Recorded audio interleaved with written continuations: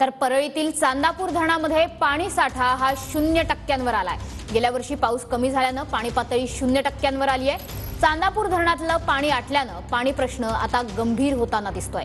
जनावरांच्या पाण्याचा प्रश्न अधिकच गंभीर बनलाय। सरकारनं जनावरांच्या चारा पाण्याची व्यवस्था करण्याची मागणी आता केली जाते आहे।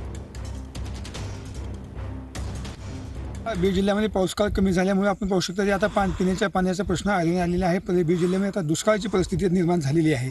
जनावर पिण्याचा पाण्याचा प्रश्न असेल किंवा नागरिकांना पिण्याचा प्रश्न आता अत्यंत पाण्याची पातळी घटलेली आहे। असंच मी पाहू शकता की या ठिकाणी मी आहे परळी तालुक्यातील चांदापूर या धरणामध्ये आहे। या ठिकाणी अत्यंत पाहू शकतात की 0% पाणी शिल्लक राहिलेलं आहे। त्यामुळे आता प्रकल्प असतील, धरणं असतील, परळी तालुक्यातील अनेक धरणं आता वसंत झालेली आहेत।